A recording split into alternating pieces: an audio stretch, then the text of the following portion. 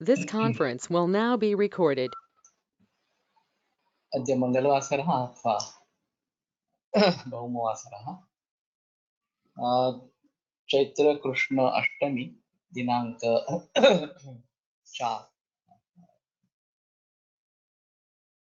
4 April 4 मे 2021 चरक निदान अध्याय 1 संप्राप्ति शंखं चक्रं जलौकान् ददतमृतघटं चारुदोर्भिश्चतुर्भिः सूक्ष्मस्वच्छातिरुद्यांशुकपरिविलसन् मौलिनेत्रं कालाम्भोदोज्ज्वलाङ्गं कटितटविलसच्चारुपीताम्बराढ्यं वन्दे धन्वन्तरिं तं निखिलगदवनप्रौढदावाग्निलीनं प्रौढदावाग्निलीलम् ब्रह्मणो हि समारब्धाम् आत्रेयाद्येषु पूजिताम् अस्मदाचार्यपर्यन्तां वन्दे गुरुपरम्पराम् आयुर्वेदरतं वन्दे माधवाख्यं महागुरुम् आयुर्वेदामृतं सर्वं शिष्येभ्यो यः प्रदत्तवान् द्रष्टाज्ञानी दुष्टकर्मा कृतकर्मा तथैविष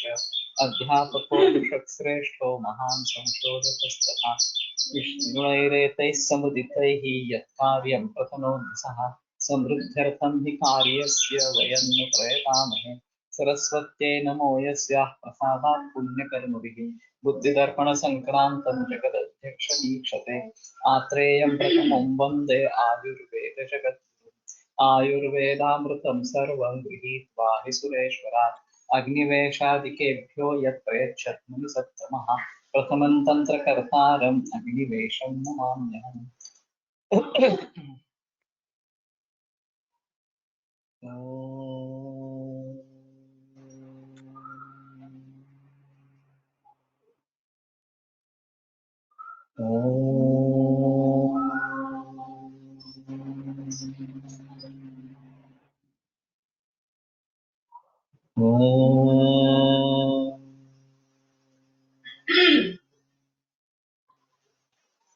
ओम शांति शांति शांति।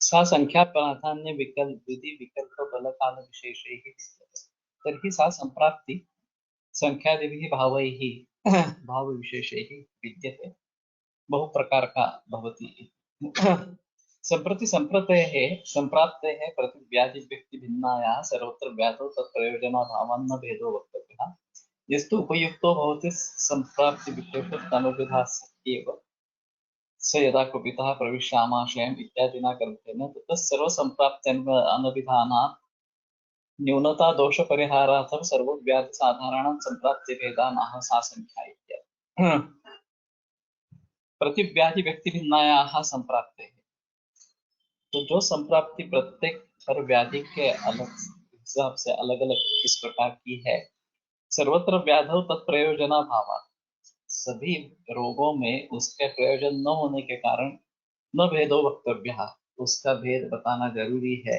ऐसा नहीं है यस्तु उपयुक्त होती संप्राप्ति विशेषा और जो संप्राप्ति विशेष जहाँ पे उपयुक्त होता है तमभिधास्यत्येव उसको वहां पे लिखते ही है सेदा प्रकृता प्रविश्य मामाशय तो ये जो ज्वर संप्राप्ति में बताया गया है वहां पे लिखते हैं इत्यादि ना ग्रंथे ना अतः सर्व संप्राप्ति अनधिधाना तो सभी संप्राप्ति नहीं बताने के कारण जो न्यूनता दोष होता है उसके परिहार के लिए सर्वव्याधि साधारण संप्राप्ति वेदाना उसके लिए सर्व रोगों के लिए साधारण इस प्रकार के जो संप्राप्ति के भेद है वो बताते हैं सा संख्या इत्यादि तो इसका मतलब यह है कि सभी रोगों में इस प्रकार से संप्राप्ति के बारे में पूरा विवरण आया नहीं है हर रोग की संप्राप्ति किस किस प्रकार की है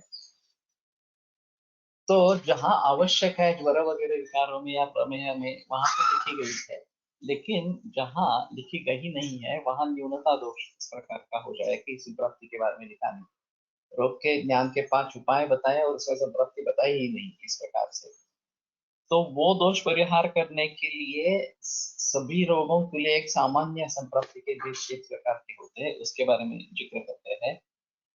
सा संख्या प्राधान्य विधि विकल्प वगैरह वगैरह से सा संप्राप्ति संख्यादि विद्यते इति संख्यादि भिन्ने व्याधो भिन्ना भवति इत्यर्थः। तो संख्या वगैरह भावों से वो भिन्न इस प्रकार के हो जाते हैं, अलग अलग इस प्रकार की हो जाती है। संख्यादि भिन्ने व्याधो भिन्ना भवति इत्यर्थः। जो संख्या वगैरह से जिन व्याधियों में भेद किए जाते हैं या प्रकार वर्णित किए जाते हैं, उस प्रकार से ये भिन्न भिन्न होती है। यथो भिन्नानां भावानां अभिन्नोत्पत्तिर्भवति किंतु तर्हि भिन्ना एव भवति।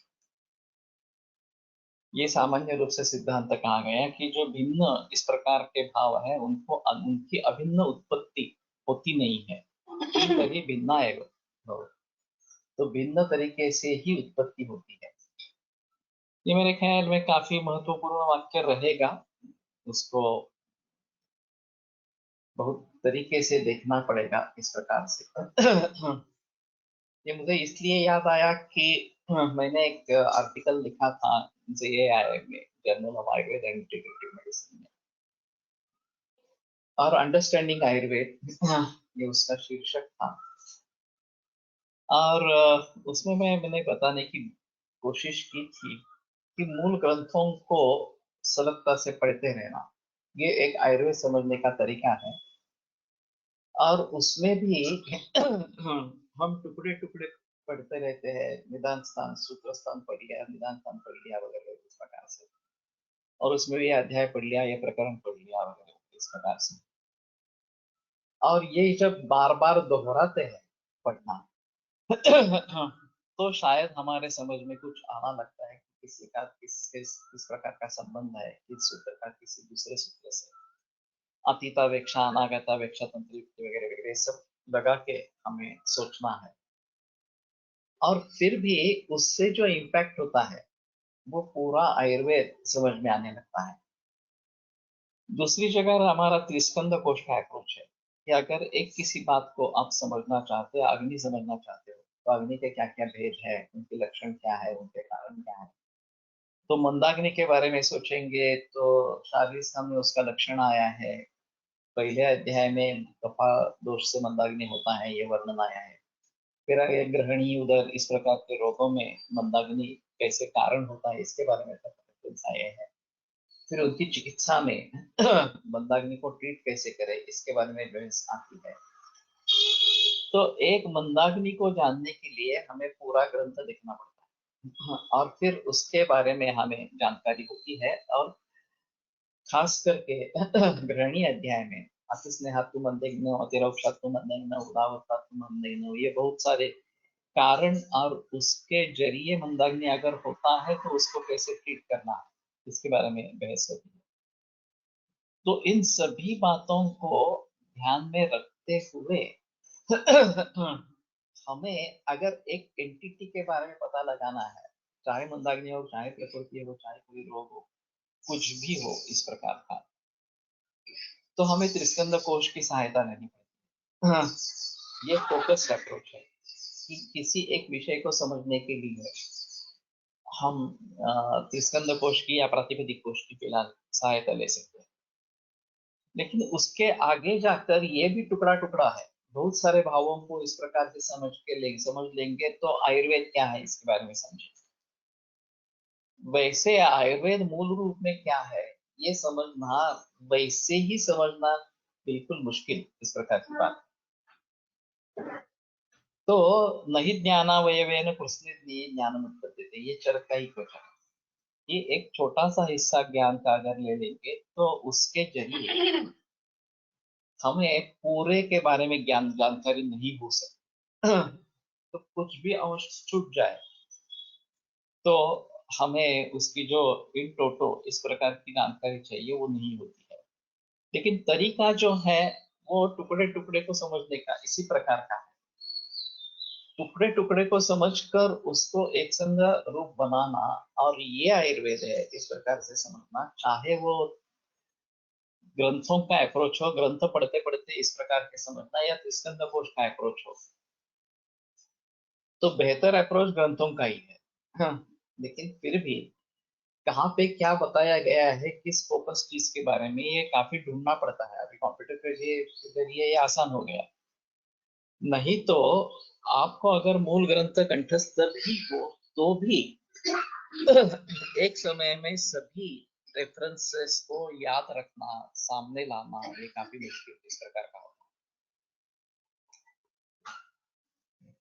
तो अभी कंप्यूटर के जरिए ये काम थोड़ा सा आसान हो गया, और निस्कंद कोश या प्रातिपदिक कोश उसका एक अच्छा उदाहरण इस प्रकार का।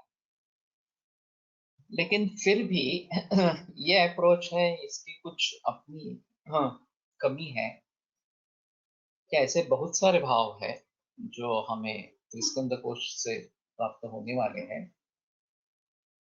और मूल ग्रंथ को पढ़ते रहेंगे हाँ, तो वो ज्यादा बेहतर ऑप्शन है आयुर्वेद समझने के लिए। तो मैंने उसमें जिक्र किया था कि अगर इन दोनों का मिलाप हो जाए कि मूल ग्रंथ भी पढ़ते रहे और जहां आवश्यक हो वहां स्कंद कोश या प्रातिपदिक कोश की सहायता लेते रहेंगे तो हमें आयुर्वेद भली भांति ध्यान में आएगा, और भली भांति हम उसको समझ सकेंगे। तो न भिन्नानां भावानां अभिन्नोत्पत्तिर्भवति किंतर्हि भिन्नाय भवति। जो भिन्न इस प्रकार के भाव हैं उनकी अभिन्न उत्पत्ति नहीं होती है, एक संध उत्पत्ति नहीं होती। तो शुरू से ये डिसाइडेड होता है कि ये वातज्वर होने वाला है, पित्तज्वर होने वाला है, सांधिपतिक ज्वर होने वाला है वगैरह। ये अलग अलग ही रहते हैं और अलग अलग ही निर्माण होते हैं। जो अभिन्न भाव है वो एकदम पूरा का पूरा भाव निकल आता है, लेकिन जो भिन्न भाव है वो अलग अलग तरीके से ही उत्पन्न होते हैं, ऐसा चक्रवाणी दत्त का कहना है। अभी शुक्र या आर्तव में सभी भाव मौजूद है, शरीर निर्माण करने वाले सभी भाव मौजूद है इस प्रकार से। तो ये भिन्न भिन्न इस प्रकार से उत्पन्न होते हुए भी एक संघ शरीर बनता है। मियोसिस और माइटोसिस, ये जो बातें बताई गई है एम्ब्रियोलॉजी में, कि उसी सेल से कुछ अलग सेल्स बनने लगते हैं और फिर उनका डुप्लीकेशन होता जाता है और फिर एक सिस्टम वगैरह बनती है इस प्रकार से। तो ये काफी दिलचस्प है कि किस प्रकार से भावों का निर्माण होता है, अलग अलग होते हुए भी एक दूसरे से मिले जुले इस प्रकार के भाव उत्पन्न होते रहते हैं। तो ये काफी दिलचस्प इस प्रकार का मामला है। तो इन सभी के बारे में सोचना है।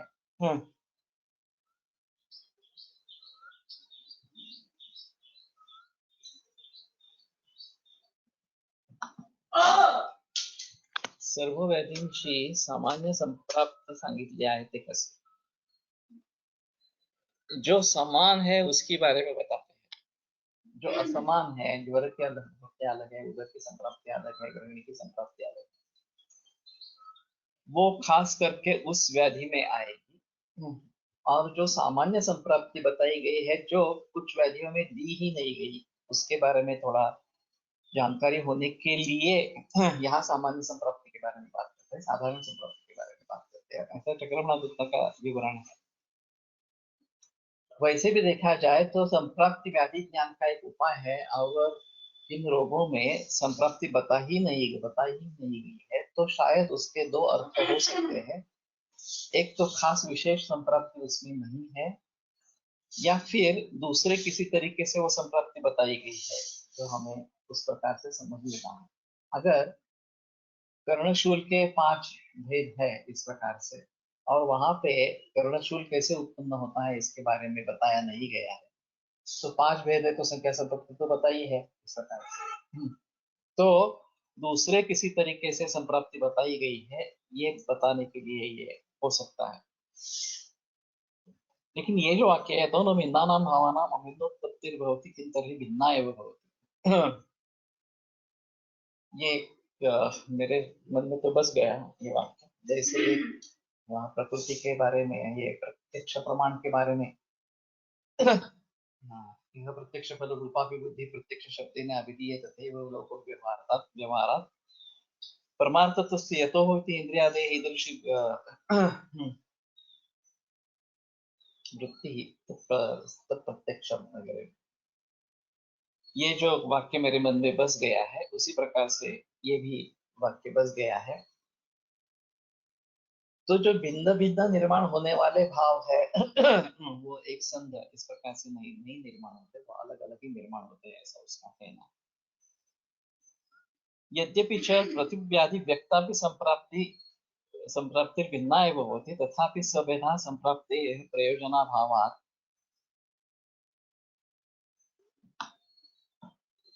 न उच्यते। हर व्याधि के लिए जो व्यक्त संप्राप्ति है वो भिन्न भिन्न नहीं होती है, तथापि सभेदा संप्राप्ति यह प्रयोजनाभावात्, ये सामान्य रूप से संप्राप्ति के बारे में बता रहे हैं, तो यहाँ प्रयोजन इसका नहीं है। न उच्यते यथा संख्या प्राधान्य विद्यादिषु विद्यादि तुल्यासु ज्वर व्यक्तिषु एक रूप निदान लिंग चिकित्सितासु भेद प्रतिपादने न किंचित प्रयोजनमस्ति। संख्यादि भिन्ने तु ज्वरादौ निदान लिंग चिकित्सा भेदोऽस्ति, अतः संख्यादि भेदजनकायाः संप्राप्तेः भेदकथनम् उचितमेव। संख्या प्राधान्य विद्यादि तुल्यासु ज्वर व्यक्तिषु, ज्वर एक स्वतंत्र विकार इस प्रकार से, और वो संख्या प्राधान्य विधि वगैरह उसमें तुल्य होने के बावजूद भी ज्वर एक इस प्रकार का है।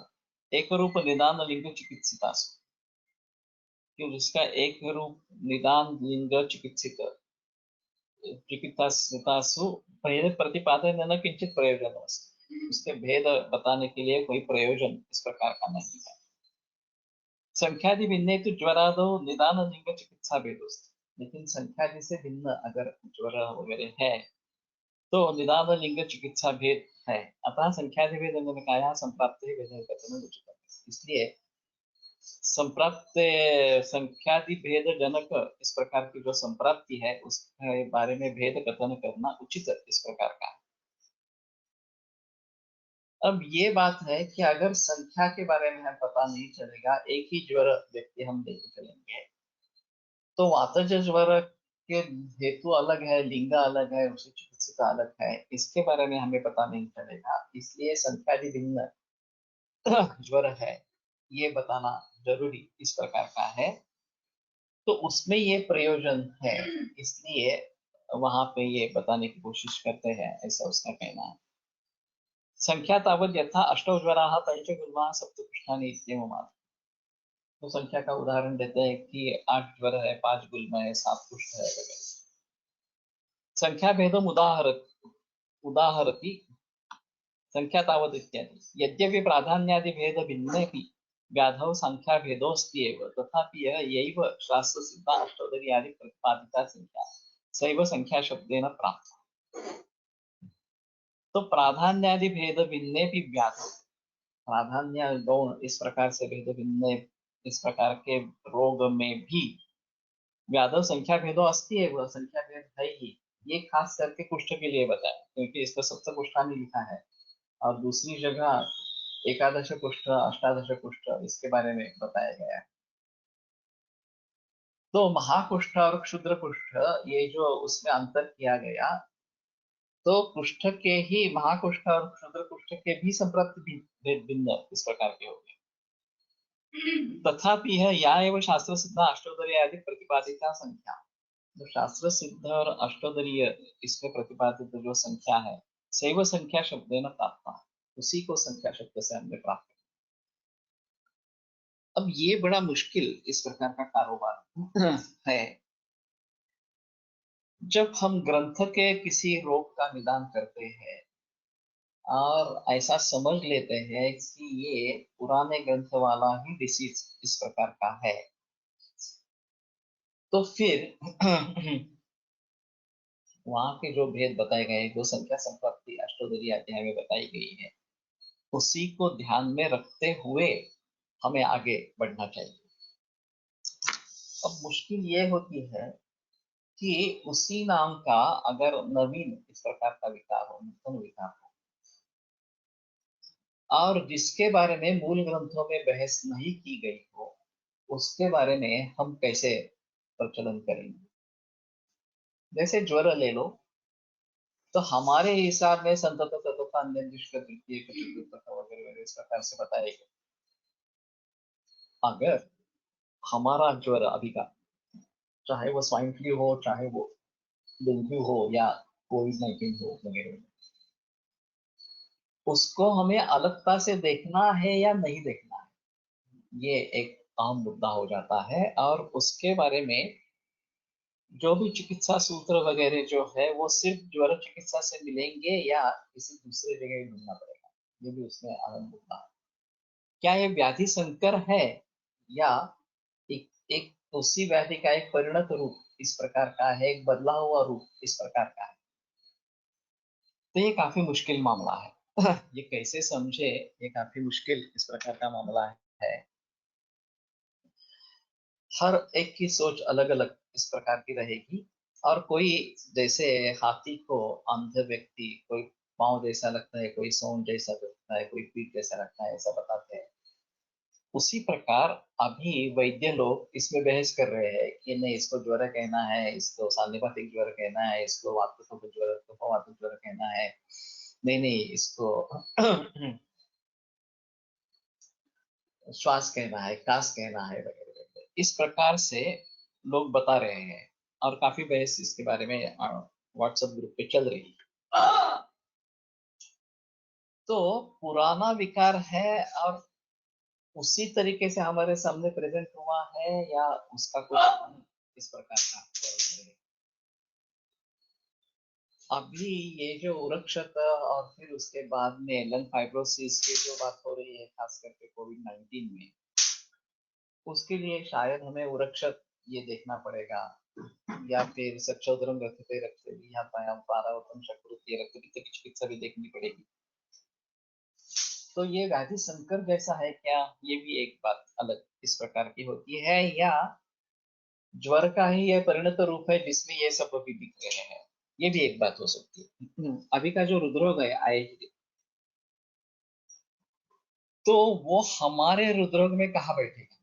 वातज, पित्तज, कफज, सांधिपातिक और कृमिज, ये जो हृदरोग के भेद हमारे यहाँ बताए गए हैं, इसमें अहम लक्षण है श्वास कष्टता, आयासेन श्वास। और वैसे आयासेन श्वास से पांडु में है, ये तो हृदरोग में लक्षण नहीं है। तो फिर उसको हम कैसे भली भांति समझेंगे, ये एक बड़ी समस्या इस प्रकार की है। तो आज का हृदरोग आईएचडी जो है, जो मायोकार्डियल इंफार्क्शन की तरफ ले जाता है, मृत्यु होती है।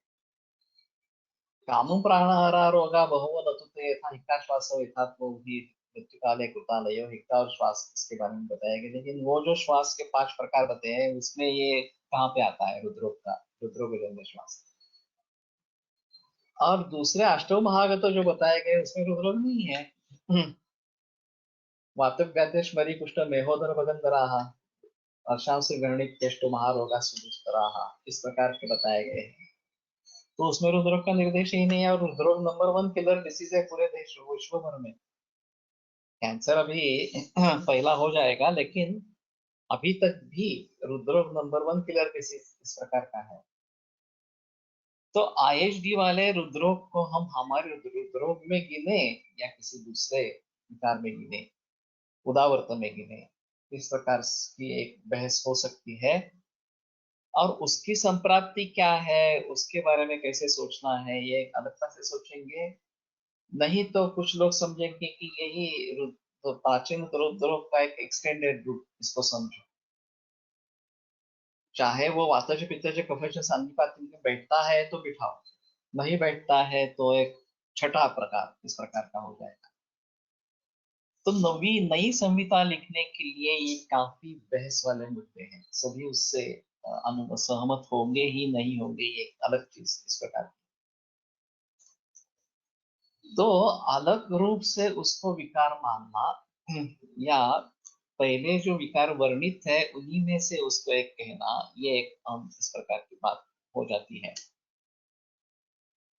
तो यहाँ अष्टोदरीय में जो रोग, हर रोग के प्रकारों की संख्या दी है, वही प्रमाणभूत मानकर चलना है, ऐसा उन्होंने बताया है कि शास्त्र सिद्धा अष्टोदरी आदि प्रतिपादिका संख्या सैव संख्या शब्देन प्राप्त। ज्वर हे लक्षण म्हणून आहे, उपद्रव स्वरूपात आहे का व्याधी रूप आहे, याचा विचार इथे करावा लागेल। वो तो करना ही पड़ता है, मैं पहले से ही बता रहा हूँ। कि हमारे हिसाब में ज्वर ये व्याधि है और एक काश श्वास उसके उपद्रव है, या काश श्वास व्याधि है और ज्वर उसका उपद्रव है और ज्वर का लक्षण है, इस प्रकार से तो किसको महत्व देना है। और फिर अवस्थाएं बदल जाती है, तो अवस्था बदल जाने पर क्या हम उपद्रव की पहली चिकित्सा करनी है, ऐसा पूर्णम बलवंतम उपद्रव पूर्णम चिकित्सा, क्योंकि उससे मृत्यु हो रही है लन फाइब्रोसिस के जरिए। तो इन सभी बातों को ध्यान में रखना पड़ेगा, और अभी के विकारों के बारे में हम किस तरीके से सोचेंगे, ये एक अहम मुद्दा इस प्रकार का है। पुराने वाले रोगों में उसको बिठा सकेंगे क्या, नहीं बिठा सकेंगे, उसी में उसका समावेश कर सकेंगे या नहीं कर सकेंगे, ये काफी बहस का मुद्दा इस प्रकार का हो सकता है। और अगर नहीं है तो फिर उसको एक नया प्रकार उसी रोग का माने, आईआईडी जैसे विकार को, या इस प्रकार के कोविड-19 जैसे विकार को, या फिर दूसरा एक नया ही विकार, एक नया ही रोग, इस तरीके से उसको समझने की कोशिश करें। वो बेहतर ऑप्शन है कि एक नया रोग इस तरीके से उसको समझने की कोशिश करें। तो क्योंकि उसकी पूरी मेकिंग, संप्राप्ति वगैरह वगैरह सब भिन्न भिन्न है। अभी मैंने कल एक व्हाट्सएप पे मैसेज देखा है कि ये कोविड-19 ये बहुत प्लान्ड साजिश है इस प्रकार से, 2015 से लेकर, और काफी एविडेंसेस दिए हैं। मैं बीएसवीसी ग्रुप पे शेयर करूंगा, पढ़ो सभी लोग। तो केवल वैक्सीनेशंस का सेल करने के लिए ये लाया गया है, ऐसा अपरेंटली दिखता है। और बहुत जबरदस्त प्लानिंग की है कि कैसे कैसे ये होगा, और किन किन लोगों ने किस किस प्रकार के बयान दिए हैं, ये आगे होने वाला है, पैंडेमिक होने वाला है, और वैक्सीन ही उसका इलाज है वगैरह वगैरह, और इसके लिए भय निर्माण करना ये बहुत जरूरी है, ताकि इसलिए वो सिम्टम्स न होते हुए भी कोविड-19 पॉजिटिव और उसकी संख्या बढ़ाते ही रहना, कम कमी करना ही नहीं वगैरह। ये बहुत प्लानिंग करके इस पैंडेमिक को निर्माण किया गया है। तो मैं तो चौंक गया, वो सब एविडेंसेस जो उन्होंने दिए हैं वो देख के, ये निश्चित रूप से लगता है कि बहुत बड़ी साजिश है पूरे विश्व भर के लिए। तो इस प्रकार का भय निर्माण करना ये आवश्यक होता है, क्योंकि तब तक वैक्सीन दिखेगा नहीं, उतना भय निर्माण नहीं होगा। और 80% लोग वैसे ही ठीक हो रहे हैं, तो वैक्सीन की आवश्यकता क्यों है ये भी कोई बताता नहीं है। सभी बताते रहते हैं नहीं नहीं वैक्सीन लेना जरूरी है, नहीं तो अभी थर्ड वेव आएगी। तो डर निर्माण करते रहना बहुत आवश्यक। और ये 2025 तक का प्लानिंग है, ये जब सब खत्म करेंगे वो 2025 में खत्म होगा, इस प्रकार का प्लानिंग है। तो हमें सोच समझ कर इससे बचना है, ये एक अहम मुद्दा इसमें रहेगा। तो मैं वो व्हाट्सएप पे डालूंगा, देखो वो जैसे बहुत सारी जगह घूम रहा होगा। अतएव अष्टौ ज्वरा इति अभिधाय द्विविधं शोणितपित्तमिति क्रमात् प्राप्तं रक्तपित्तं न उदाहरति। ज्वर के बारे में बताया, लेकिन रक्तपित्त के बारे में संख्या से प्राप्ति नहीं है, विधि संप्राप्ति, संख्या से प्राप्ति बताई नहीं। यथा विविधत्व में रक्तपित्तस्य विधिभेदे प्रविशति न संख्या है, तो ये विधिभेद से संप्राप्ति भेद है। द्विविधम शोणित पित्तम इति विधि शब्देनैव उक्तत्वात्। तो विध, ये शब्द विविधम शोणित पित्तम, तो कहीं संख्या संप्राप्ति बताई है, कहीं विधि से प्राप्ति बताई है। उत्तान और गंभीर ये वात रक्त के दो भेद इस प्रकार के बताए गए हैं। तो ये विधि संप्राप्ति के अनुसार इस प्रकार से, तो कहीं संख्या संप्राप्ति बता ही नहीं है। लेकिन वैसे देखा जाए तो ऊर्ध्वग, अधोग और सर्वग, ये तीन प्रकार इस प्रकार के हो जाते हैं रक्त पित्त के बारे में, लेकिन या उभयानुग इस प्रकार से, लेकिन उसका संख्या संप्राप्ति में नहीं लिया है, सिर्फ विधि संप्राप्ति बताई है इस प्रकार से। तो ये बात समझ में लेना बहुत जरूरी है कि संख्या संप्राप्ति सभी जगह बताई नहीं है, लेकिन जहां बताई है वहां उस संख्या को ध्यान में रखते हुए व्यवहार होता रहेगा। अभी पिछले 40-50 वर्षों में उसमें परिवर्तन आ गया। सैव कुपितो दोषा समुत्थान विशेषः स्थानांतरण प्राप्य, इसके अनुसार शायद ये संख्या में भी परिवर्तन अभी आ गया है, ऐसा मानने के लिए जगह है, या फिर उस रोग का अलग तरीके से विचार करना जरूरी है, ये बात इसमें हो जाती है। तो इन सब दोनों बातों को ध्यान में रखना जरूरी है। विधि शब्देनैव उक्तत्वम् सा प्राधान्यं पुनः दोषाणां तारतम्याभ्याम् उपलभ्यते तत्र द्वयोस्तरः त्रिषु तमः। तो तरतम भाव से, दोषों के तरतम भाव से प्राधान्य के बारे में पता चलता है। द्वयोः तरः, तरफ ये जो प्रत्यय है वो दो चीजों में अगर कंपैरिजन करनी है तो तर का प्रयोग होता है। त्रिशुतमा, त्रिशु या तीन से आगे कितने भी संख्या हो तो उसमें तम इस प्रकार का प्रयोग होता रहता है। प्राधान्यम पुनरित्यादो तारतम्याभ्याम इति तरतम शब्दाभिधेयाभ्याम वृत्तिभ्याम। तब तरतम शब्द से अभिधेय इस प्रकार की जो वृत्ति है, तरम तम शब्द और विशेषम विभजते द्वयोर इत्यादि द्वयोस्तरः इति द्वयोर्दोषयोः वृद्धयोः तरप्रयोगो भवति वृद्धतरः एवं त्रिषुतरमः इति त्रिषु दोषेषु वृद्धतमः इति प्रयोगः भवति।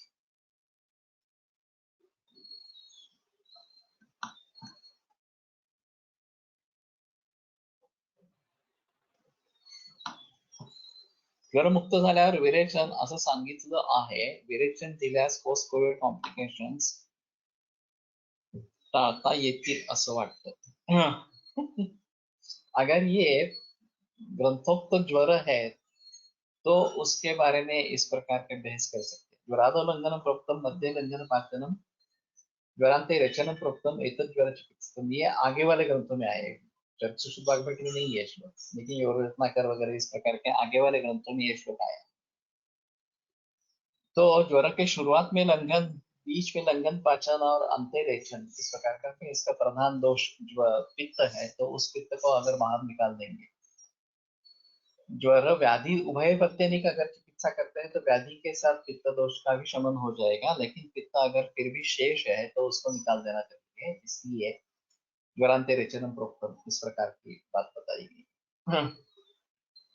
लेकिन अगर इस प्रकार के आगे कोविड के पेशेंट्स में इतनी आसक्ति है कि विरेचन के बारे में तो सोच भी नहीं सकते, तो ये बात समझ लेनी है कि अवस्था को देखते हुए, अग्नि को देखते हुए, बल को देखते हुए ही अगर बल अच्छा है तो ही विरेचन के बारे में सोच सकते हैं। यहाँ विरेच जो अतिसार होता है एक लक्षण करके, वो शरीर को ठीक करने का प्रयास है या फिर ये शरीर को और बिगाड़ देने का इस प्रकार का है। लक्षण जो है वो अतिसार हो जाता है तो ये हमारे हिसाब में और बिगाड़ देता है क्या, ये थोड़ा देखना चाहिए। अगर अतिसार होने पर हमें अच्छा लगता है, बल वृद्धि होती है, दोष निकल जाते हैं, तो ठीक है, उसको चिकित्सा के रूप में प्रयोग कर सकते हैं। लेकिन अगर उससे आसक्ति आ रही है तो ये रोग का लक्षण और बिगाड़ने वाला लक्षण समझकर उसको रोकना पड़ेगा। तो ये सभी भाव निर्भर रहेंगे कि स्थिति एक्चुअली क्या है और बल वगैरह भाव कैसे है।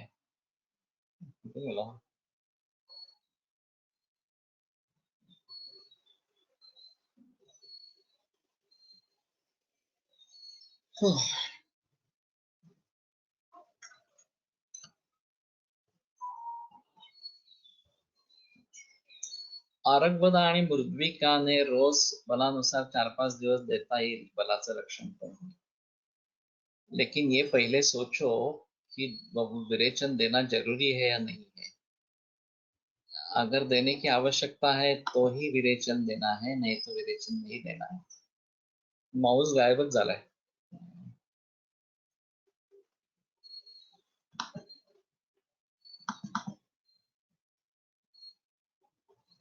काय रे माऊस शूट करायला काय करू? माऊस दिसतच नाहीये, ऑपरेटच होत नाही. नेक्स्ट पेजला जायचंय.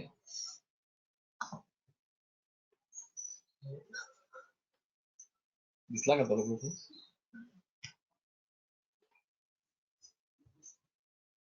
थांब जरा आलं. ते फारच पुढे गेलं काहीतरी. आता इथे कुठे दिसला.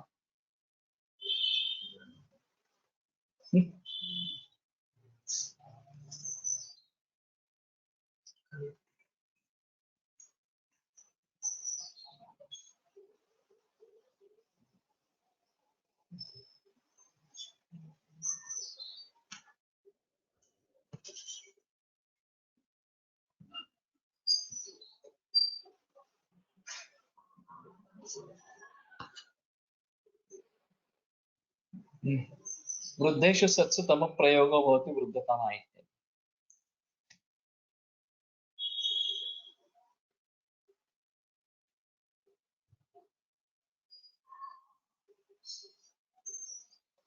माहिती आहे का त्याला? माऊस वर्कच करत नाहीये. ओजोक्षय प्राधान्याने दिसत आहे कोविड मध्ये. ग्रथित मनप्रवृत्ती पण दिसत आहे. कोविड बरा झाला की बस्तीचा विचार केलेला बेटर. त्रिविध मर्म रक्षणासाठी.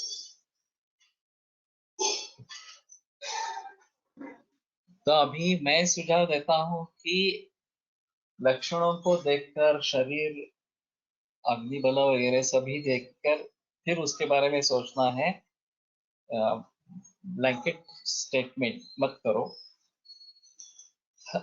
जिस प्रकार की अवस्था हो उस अवस्था को ध्यान में रखते हुए क्या करना है क्या नहीं करना है ये सोचना है. भयंकर तृष्णा है लक्षण है. हाँ है. तो वे हाथी और अंध इसी प्रकार की बात होगी. तो जो स्थिति है उसको ध्यान में रखते हुए करो. यही सबसे अच्छा इस प्रकार का तरीका रहेगा. तो अगर कॉन्स्टिपेशन है, ग्रथितमल है, तो शायद विरेचन के बारे में सोच सकते हैं. तृष्णा है तो षडंगोदक के बारे में सोच सकते हैं. तो लक्षण कैसे है उसको ध्यान में रखते हुए ये करना है. तो प्राधान्य बता रहे हैं और दोष के प्राधान्य के बारे में यहाँ पे बात की गई है कि द्वयोस्तरा त्रिषुतमः. दोन दोष बढ़े हैं तो उसमें से कौन सा दोष ज्यादा बढ़ा है, दूसरा कम बढ़ा है, या तीन दोष बढ़े हैं तो उसमें से सबसे बड़ा कौन बढ़ा है, इस प्रकार से. तो उसकी चिकित्सा करनी है दूसरे पे अविरोध से. दूसरों को विरोध न हो इस प्रकार से उसकी चिकित्सा करनी है. तो संधिपात ज्वर में जैसे वर्धनेनैक दोषस्य क्षपणेन उचितस्य वा कफस्थानानुपूर्व्या वा तुल्य कक्षांगेन मनान, ये जो चिकित्सा सूत्र संधिपात ज्वर के लिए आता है उसको ध्यान में रख के किस दोष की प्राधान्य से चिकित्सा करनी है ये ध्यान में रखना बहुत जरूरी इस प्रकार का रहेगा. और संसर्ग हो सकता है, संधिपात भी हो सकता है. संसर्ग है तो तर का प्रयोग होता है, तर होते हैं. और संधिपात होता है तो वृद्धतम इस प्रकार का प्रयोग होता है. तो उसके आधार पर ये देखना बहुत जरूरी इस प्रकार का रहेगा. मैंने कोलटकर सर के केस के बारे में बताया था कि उनको उदरदाह और उदरशूल ये दोनों लक्षण थे. एक वात से संबंधित है, एक पित्त से संबंधित है. तो शुरू में सर ने प्रवाल पंचामृत का प्रयोग किया तो उससे दोनों में राहत मिली, लेकिन उतनी ज्यादा राहत नहीं मिली. तो सर ने फिर सोचा कि वात ही प्रधान है इसमें, तो लवण भास्कर का प्रयोग किया. हाँ, जो वात की दवा है लेकिन पित्त को बढ़ावा देने वाली. तो आश्चर्य ये रहा कि लवण भास्कर का प्रयोग करने के बाद हाँ, शूट तो कम हो गया लेकिन दाह भी कम हो गया. तो इसमें ये बात स्पष्ट हुई कि वात ही प्रधान था और पित्त उसमें गौण था. तो उसकी अलग चिकित्सा करने की जरूरत नहीं थी. वात के शांति से ही उसकी शांति इस प्रकार की हो जाएगी. तो जहां जहां इस प्रकार की स्थिति रहेगी कि प्रधान क्या है और गौण क्या है। तेषां प्रधान प्रश्न में प्रश्न, प्रधान का अगर प्रश्न हो जाता है तो दूसरा जो दोष है उसका भी प्रश्न अपने आप हो जाता है, उसके लिए अलग कुछ करने की आवश्यकता नहीं है। लेकिन ये प्राधान्य इस प्रकार में है तो अगर दोनों तुल्य कक्ष है तो फिर दोनों की चिकित्सा करनी पड़ेगी, दोनों के लिए जो फायदेमंद इस प्रकार की दवा होगी वो देनी पड़ेगी। लेकिन अगर आप किसी एक दोष का प्राधान्य समझ पाते हैं तो फिर उसके हिसाब से हम कुछ कर सकते हैं कि ये उसको ध्यान में रखते हुए चिकित्सा दे सकते हैं और दूसरे दोष में अपने आप शांति हो जाती है। तो ये जैसे रोग दोष के बारे में बताया गया है, उसी प्रकार रोग के बारे में भी होता है कि एक रोग है, दूसरा दूसरा उपद्रव उपद्रव है उसका। तेषां प्रधान प्रश्न पूछना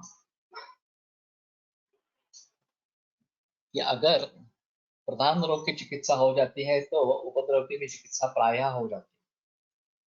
पश्चात चिकित्सा, अगर उपद्रव फिर भी शेष रहता है तो उसके बाद में चिकित्सा करनी है। पूर्णवा बलवंतम उपद्रव, तो अगर बलवान उपद्रव है हाँ, पहले ही उसकी चिकित्सा करें। आमवात में अगर हृदरोग हो जाता है तो ये प्रधान उपक्रम बलवान उपद्रव इस प्रकार का है, तो उसकी भली भांति चिकित्सा होना बहुत जरूरी इस प्रकार का रहेगा। लेकिन प्रतिश्राय से कास, कास से श्वास, ये काफी लोगों में दिखता है और उसमें श्वास व्याधि 1 बरस के बाद असाध्य बताया। मूल रूप से अगर श्वास उत्पन्न हुआ है इस प्रकार से, तो उसको ट्रीट करना मुश्किल होता है, ये आपके कैटेगरी में चला जाता है। लेकिन हम देखते हैं हमारे पास 10-12 बरस के बाद भी श्वास के रुग्ण आते रहते हैं और पूरी तरीके से ठीक भी होते हैं। तो 1 बरस के बाद अगर श्वास असाध्य है तो ये ठीक कैसे होता है, ये मेरे सामने बड़ा सवाल था। तो फिर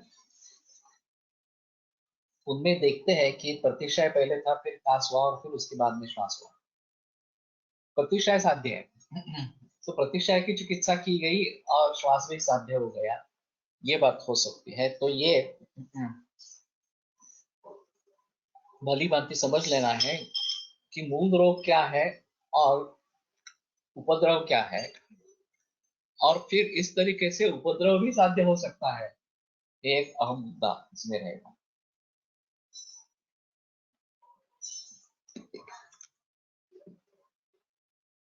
शुरू में कौन सा दोष प्राधान्य है ये समझने का आधार क्या होगा, लक्षणों के आधार पर और कारणों के आधार, किस दोष के लक्षण ज्यादा प्रबल है और उसके कारण ज्यादा स्पष्ट रूप से दिख रहे हैं, तो प्राधान्य किसका है इसके बारे में सोच सकते हैं। और उसके जरिए अगर चिकित्सा देते हैं उस हिसाब से, तो यह बात बनती है कि ये हम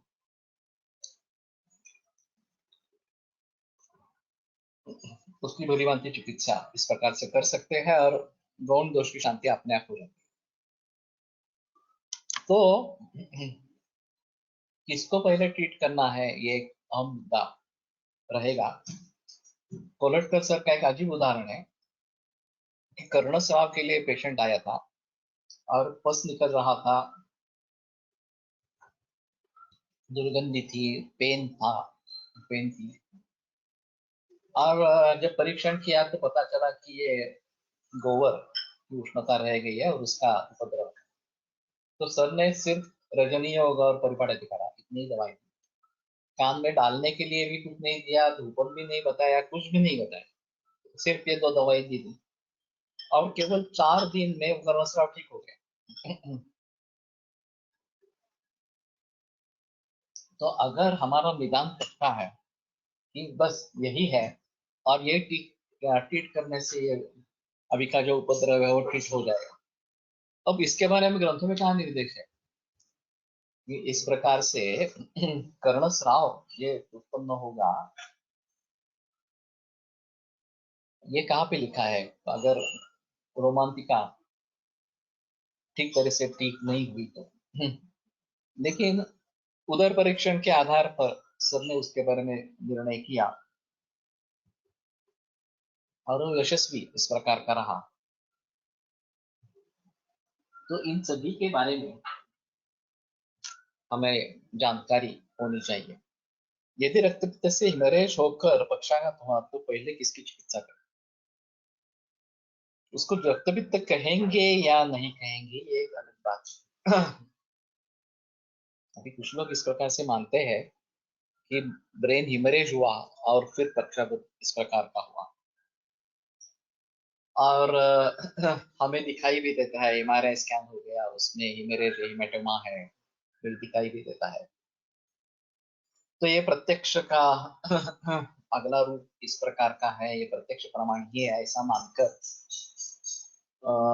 रक्तपित्त को अलग तरीके से बताओ कि ये तो तीन बताए हैं, ऊर्ध्वगा अधोगा रक्त भयानुगा। इसमें ये ऊर्ध्वगा रक्तपित्त है लेकिन ये नाक कान वगैरह कहीं से बाहर नहीं आ रहा, सीधा ब्रेन में चला जा रहा है और वहां पे हिमरेज इस प्रकार का हो रहा है। अगर आप मानते हैं इस प्रकार से तो रक्तपित्त की चिकित्सा करें, ये भी हो सकता है। लेकिन हमारे हिसाब में जो लक्षण दिख रहे हैं ज्यादातर इस प्रकार के हिमरेजिक हेमिप्लेजिया इसमें जो दिखाई देता है वो मूर्छा भी होती है। दूसरे कुछ पक्षवत के मरीज होते हैं जिनमें मूर्छा नहीं होती, ब्लड प्रेशर बढ़ जाता है बहुत इस प्रकार से और फिर ये पक्षवत का अटैक हो जाता है। तो उसको ब्लड प्रेशर की चिकित्सा करनी है ये तो नहीं होगा, क्योंकि ब्लड प्रेशर लोअर करेंगे तो शरीर का प्रयास चल रहा है उसको उस गांठ को कहीं निकाल देने के लिए वहां से। और हम ब्लड प्रेशर की चिकित्सा करके ब्लड प्रेशर कम करके उसके विपरीत इस प्रकार का कर रहे हैं। तो हमारा मानना क्या है ये सबसे अहम इस प्रकार का रहेगा और ये टिंटेड भी होगा कि इस प्रकार से रक्तपित्त की संप्राप्ति को समझो और फिर उसके जरिए पक्षवत हो रहा है ये समझो। हमारे हिसाब में पक्षवत की संप्राप्ति अलग ही बताई गई है। हाँ, गृहीत्वार्धन तनोर्वायु स्नायु स्नायु क्या है? स्नायु पक्षमन्यतरम हन्ति गृहीत्वार्धन तनोर्वायु स्थिरा स्नायुर्विशोषित। स्थिरायुर स्नायु इसका विशोषण करके ये जो संप्राप्ति बताई गई है तो सिराओं के जरिए हम रक्त तक पहुंच सकते हैं, इसमें संदेह नहीं है। लेकिन जिस तरीके से हम वहां पे पहुंचेंगे और जिस तरीके से उसके बारे में चिकित्सा करेंगे ये भी ऐसा ही होगा कि पक्षवत के अभी जो रुग्ण दिखते हैं उनमें लक्षण समुच्चय क्या है, उनमें इन्वेस्टिगेशंस किस प्रकार के हैं, इन्वेस्टिगेशंस के नतीजे किस प्रकार के हैं और फिर उसके आधार पर हमें अलग अलग तरीके से सोचना है या नहीं सोचना है ये थोड़ा सा देखना पड़ेगा। और फिर अगर हम मानते हैं कि ये रक्तपित्त की शुरुआत हुई है और फिर पक्षवत हुआ है तो शायद रक्तपित्त की चिकित्सा रक्त प्रसादन इस प्रकार की करनी है या प्रतिमार्गन हरणम रक्तपित्ते विधीयते, ऊर्ध्वग है तो अधोग करने के लिए विरेचन देना है इस प्रकार से। और वैसे हमारे हिसाब में पक्षाघाते विरेचनम ये भी चिकित्सा बताई गई है और उस विरेचन का अर्थ जो किया जाता है वो सार्वदेहिक कायिक विरेचन इस प्रकार का किया जाता है। गजानन पंडित ये कराड़ में वैद्य थे, उनको उनका ये कहना था कि ये तो विरेचन नस्य है। अगर सूत्रों को देखते जाएंगे तो विरेचन पक्षाघात स्नेहनम स्नेह से युक्त पक्षाघाते विरेचनम ये विरेचन नस्य देने का लिए बताया गया है, काय विरेचन नहीं है ये। तो देखने का तरीका अलग हो जाता है और उस देखने के तरीके के अनुसार ये अलग अलग इस प्रकार के होते हैं। मर्माघात जाणून करावे का, बाह्य आघाताशिवाय निज कारणाने मर्माघात होऊ शकतो का, ये तो होता ही है उसमें संदेह नहीं है। वैसे दोष मर्मास्थि संधि इसमें जाते हैं, मध्यम रोग मार्ग है और उससे मर्माघात हो सकता है, उसमें कोई संदेह नाही आहे. त्रिमर्मीय सिद्धी अध्यायामध्ये शिरोमर्माभिघाताची लक्षणे आहेत ती स्ट्रोक सारखी आहेत. हो सकता है, और मर्माघात अगर है तो मर्म की चिकित्सा करनी है. फिर मर्म में भी प्रकार है, शिरा मर्म, स्नायु मर्म, अस्थि मर्म, संधि मर्म वगैरह वगैरह इस प्रकार से. तो ये कौन सा मर्म है ये देखना पड़ेगा इस प्रकार से, और फिर उसके अनुसार ही चिकित्सा करनी पडेगी. रक्तपित्ताच्या उपद्रवामध्ये पक्षवाताचा उल्लेख नाही व पक्षवातामध्ये वातप्राधान्य, रक्तपित्तात पित्त प्राधान्य, ये एक अलग चीज इस प्रकार की है. इसीलिए मैं कह रहा हूं कि इसको हम किस तरीके से समझते हैं वो अलग है. अभी हमारे व्यूज इंटीग्रेटेड व्यू के जरिए बदल गए हैं. रेटाइनल हिमरेज होता है और हमारे हिसाब में उसका निदान तिमिर हो सकता है, अम्ला दूषित हो सकता है. लेकिन हिमरेज हुआ है ये देखकर उसके रक्तपित्त की संप्राप्ति लगानी है और रक्तपित्त की चिकित्सा करनी है, ऐसा भी सोचने वाले वैद्य हैं. ये पूरा इंटिग्रेटेड इस प्रकार का विचार है. क्रोधी व्यक्तीमध्ये पक्षाघाताचे प्रमाण अधिक दिसते. क्रोधी के बजाय हठवादी जो होते हैं कि हम करे सो कायदा, मैं जो बोलूंगा वही करना चाहिए, इस प्रकार से जो एडजस्ट करने के लिए बिल्कुल तैयार नहीं होते, उनके उनमें पक्षवध होने का खतरा ज्यादा रहता है. ये एक देखा गया है इस प्रकार से. और अगर हमारे हिसाब में ब्लड प्रेशर पहले बढ़ जाता है और फिर बाद में दौरा पड़ता है, तो ब्लड प्रेशर बढ़ने में क्रोध भी एक कारण है. और ये अगर चिकित्सा होती है तो पित्त की चिकित्सा करनी है और रक्त प्रसादन करनी है, इस प्रकार की भी बात हो सकती है. तो कहने का तात्पर्य ये है कि हर व्यक्ति में ये अलगता से देखना पड़ेगा. और अभी के जो रोग है जो ग्रंथों में भी वर्णित है और एलोपैथी में भी वर्णित है, एलोपैथी में उसकी संप्राप्ति अलग तरीके से लिखी गई है, और उस संप्राप्ति को ध्यान में रखते हुए हमें अपनी संप्राप्ति को जज करना है क्या नहीं करना है, ये बात देखनी पड़ेगी. और फिर उसके आधार पर हमारी चिकित्सा भी बदलेगी. जिस तरीके से हम उसको देखते हैं उसके आधार पर उसकी चिकित्सा बदलती इस प्रकार के. जैसे कि मैंने ये डेंगू वगैरह के बारे में काफी बहस हुई थी, तो ये संसर्गजन्य विकार है, इसलिए ये जो जनपद ध्वंसनीय का है, संक्रामक रोग के बारे में सोचना है, जनपद ध्वंसनीय के बारे में सोचना है. ये मच्छरों से हो रहा है तो ये कीटक विषय नाशक का कुछ प्रयोग करना है, रक्त का विचार करना है. काफी बहस उस समय भी हुई थी. अभी कोविड-19 में भी इस प्रकार की काफी बहस हो रही है. वो हर एक वैद्य का कितना अभ्यास है, कितना अनुभव है, इसके आधार पर उसके विचार अलग अलग इस प्रकार के होते रहेंगे. और ये सामान्य वैद्य के लिए कंफ्यूजिंग होगा. ये वैद्य इस प्रकार से कह रहा है, वो वैद्य उस प्रकार से कह रहा है, किसको फॉलो करे इस प्रकार से. In hematoma stage shall we do श्रोथहर भेदन चिकित्सा और हिमोस्टैटिक चिकित्सा. वैसे रक्तपित्त में विशेषता ये है कि रक्तमोक्षण चिकित्सा नहीं बताई. ये बड़ा अजीब है.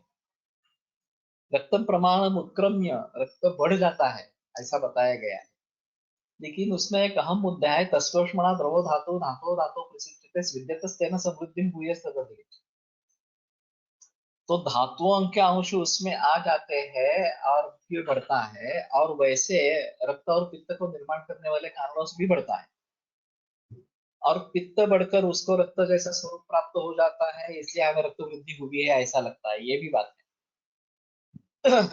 लेकिन इसमें धातुओं के अंश आ सकते हैं और धातुओं को बाहर निकाल देंगे तो आपत्ति आ सकती है. इस हिसाब से रक्तपित्त में प्रतिमार्गंच हरणम रक्तपित्ते विधीयते इस प्रकार का बताया गया है. लेकिन विधि संप्राप्ति को भंग करने का निर्देश है, रक्तमोक्षण के लिए निर्देश ही नहीं है.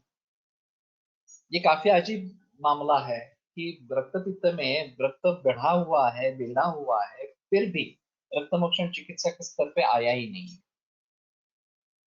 केवल विधि संप्राप्ति को भेद करो, दूसरे मार्ग से उसको निकालने की कोशिश करो. इतना ही बताते हैं।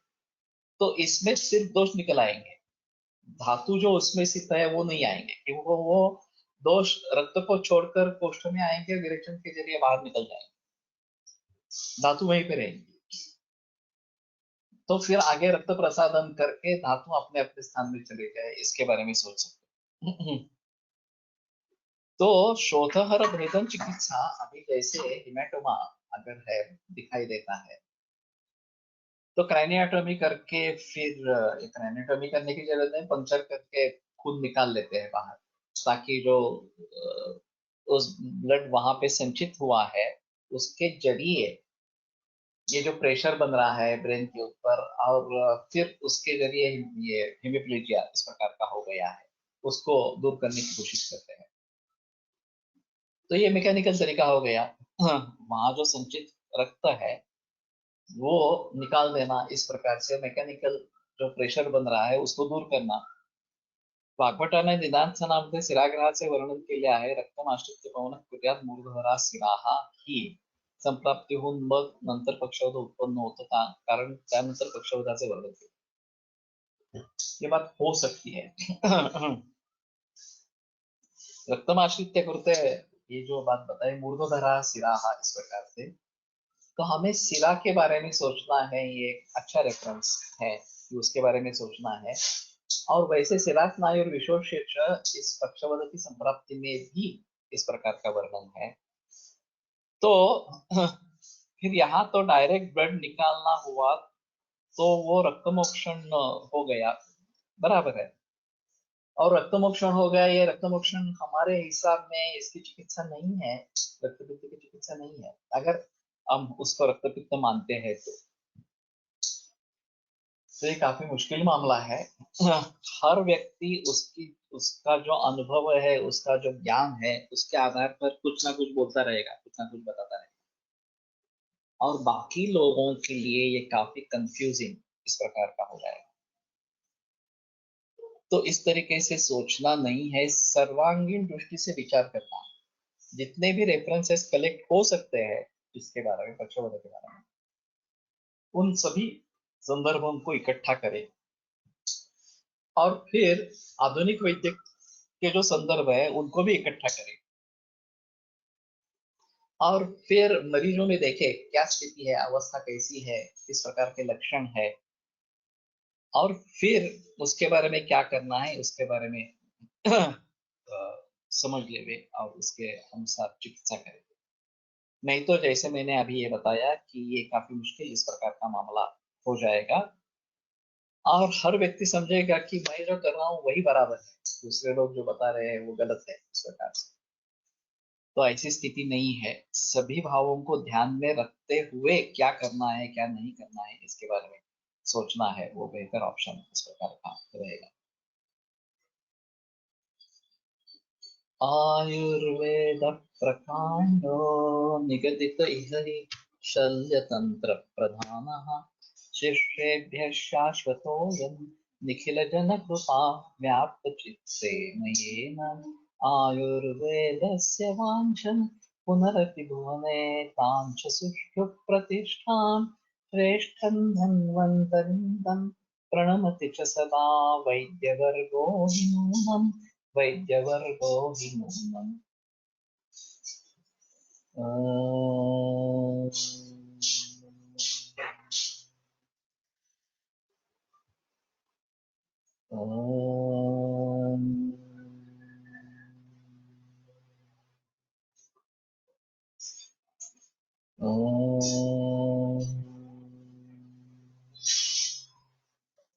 ॐ शांति शांति शांति।